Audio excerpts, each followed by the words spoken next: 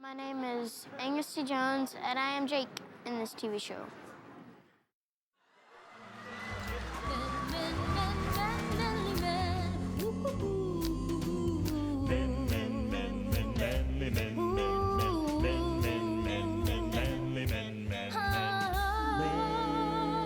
When we started, I had no idea that this would go for 6 seasons. Wow, that seems like 100 lifetimes ago. Well, the first time Angus walked in a room to audition for the part, he was probably 8 or 9 years old.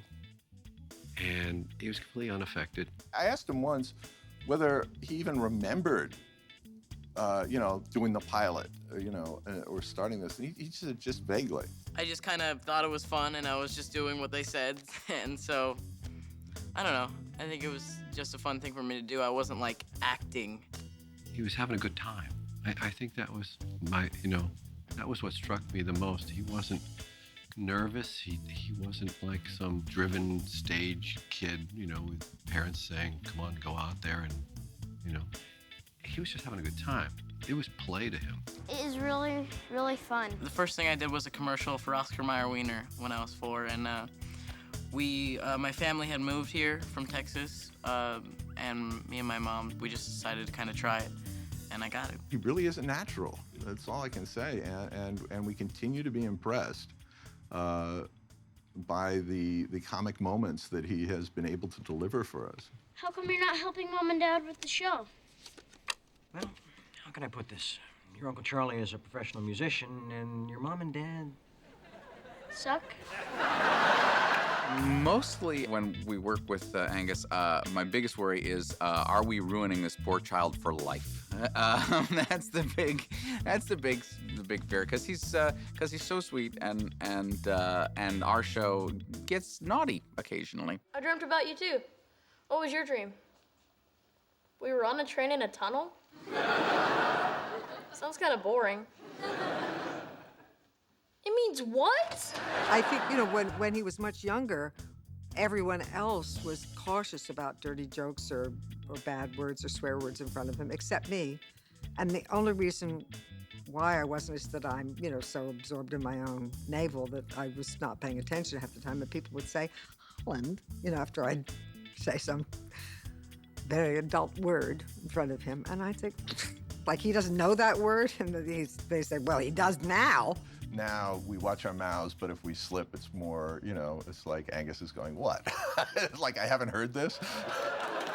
Think you have to wear a jockstrap in hell? Yes, but not your own. It's sort of annoying at times that it comes to him so easily, He's, we're all back here studying and stressing, and he's riding a skateboard before a 12-page scene, He has this kind of inner confidence and wisdom that was pretty much the same when I met him as it is now. And I think he does things for the joy of doing them, which is, it's a lesson to me to watch him work, because, all the overlay that we adults put on stuff, it's not present for him. So he's more present for the work. He's not watching himself work, he works. I mean, honestly, we would sit behind the door getting ready, and he would just, giggle because he has no fear. He has no self-consciousness. He has no part of him that's neurotic. I can't believe I want him to be my therapist. It astounds us how normal he is. And I have to credit his parents, Kelly and Carrie, for not letting him become a Hollywood kid at all, at least from what I can see. The refrigerator actually works. It's pretty awesome. I have a little brother. I always hang out with him, and I play guitar and hang out with my friends. I do regular stuff. He hasn't let it get to him. He still seems like a total sweetheart. It's kind of fun to do scenes in here because this is a comfortable couch. He is completely unaffected. He's just a kid. He comes in and he does his job and he jokes around with everybody, and then he does his homework. A lot of people say, how do you keep so grounded? And I don't know. He's a typical boy his age, and much more when he was younger. He's just absorbed in his games and the things that he wants to do. And he's here and he'll play a scene, but his mind is really on the school work that he has to do, which he's very interested in. He's a very good student. Unlike Unlike Jake, he's very smart. They tried to drown me. No, they didn't. He managed to get himself baptized. How'd that happen? People were lining up. I thought there was food. Even after they took your clothes and gave you a white robe? I figured maybe we were getting ribs. Jake is a kid growing up, and a lot of people like to see him as dumb and stuff like that, but he might not be like book smart, but he definitely can see like what's going on in the house, and he knows how to push like Charlie's and his dad's buttons. He knows what to say. My son, my only one. You open my heart like the morning sun. Your tiny face, your tiny hand. Never have I felt a love so grand. Gay. Angus and Jake are couldn't be farther apart. You know, Angus is a straight A student. Jake is not. Alcohol is for people who can afford to lose a few brain cells. Yeah, so? I rest my case. What case? I think they just realized they got more mileage out of a kid who might think he's smart but actually isn't. Well, we've had a great deal of fun with making him a truly boneheaded individual. Well, he's gotten dumber. If you look in the pilot, he's actually kind of smart. He knows about playing poker, and he's able to point out to Charlie one of the other players' tells. He's not that sharp anymore.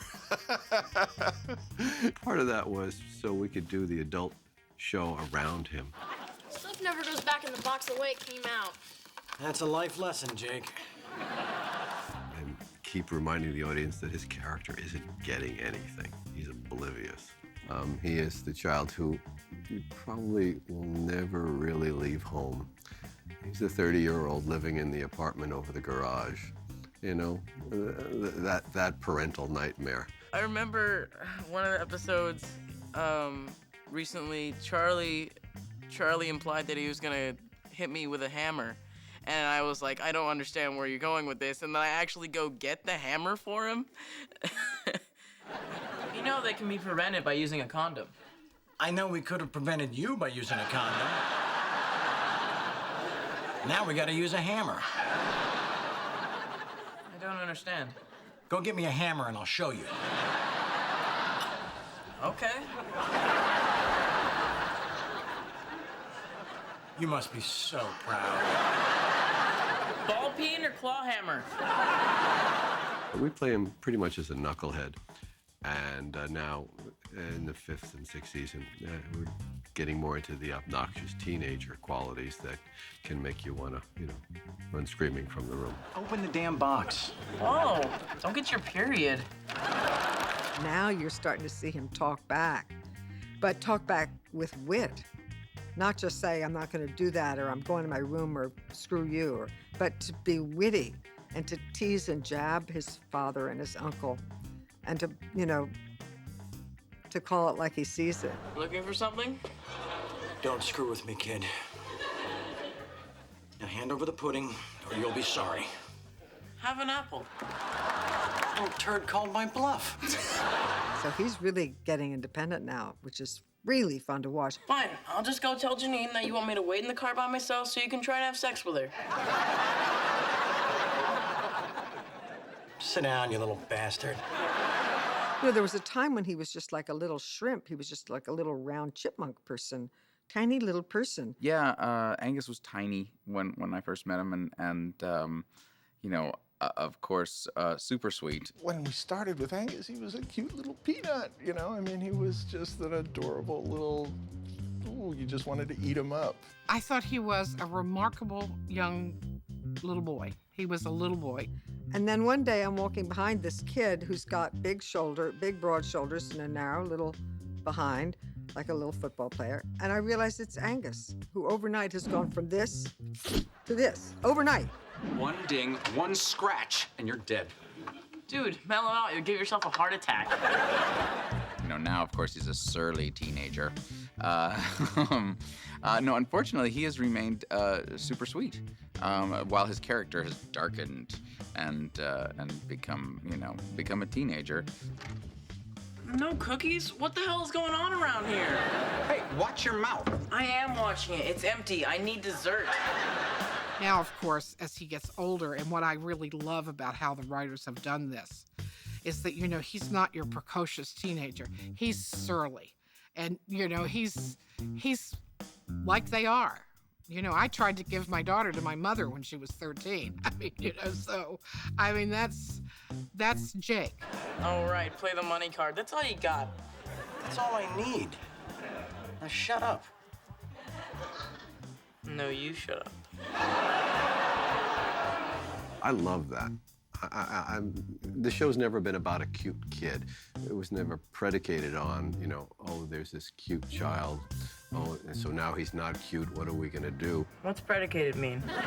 As he became a gangly teenager, I was, that's terrific. Teenagers have bigger problems than small children. That's good for story. I think it's to the show's advantage. I think a lot of stories in the future are going to be mined out of his exploration of the world. Listen, buddy, you're gonna have to make yourself scarce. Maybe take a cab home. You take a cab home. I'm doing great. How do you figure? You blind? First base on the top of my head, second base in my ear? It's great for the show. It keeps the show alive, and we have a character who's evolving. That helps us as writers come up with better stories, hopefully, more complicated stories. Listen to me, knucklehead. That woman's got to be 10 years older than you. So? You're like 15 years older than her? Step aside, Grandpa. Well, it's just like they've written him stories like intermittently that just have him become older, and like he's getting to be a teenager now, and there's girls and driving. Boy, as soon as I get my license, I am so out of here. Sure, you can drive your girlfriend to Gymboree. At least I have a girlfriend. Before, like, in the first season, he was a sweet kid who said, "I love you, Uncle Charlie." And in one of the more recent episodes, I say, "Are you kidding? I think she's gorgeous." Ow! Ow! You don't know who you're messing with. And that's definitely a big change there. I think as he starts to date, I think that'll create some interesting scenarios with, especially with his dad and with his uncle and where that's going to wind up. Jake, I'm talking. Don't give me the hand. Hang on. I'm talking to a girl. Sorry. Oh, no, that was nobody. Let's hope he gets the best from both of us. Do you think I've been a good role model? Are you kidding? You drink, you gamble, you have different women here practically every night. You're the best role model a guy could want. You think so? Yeah, they should put your face on money. I think he'll try to be like Charlie, but kind of fail and then end up being kind of like John. What the hell are you doing? You said I could have a memory. This is it.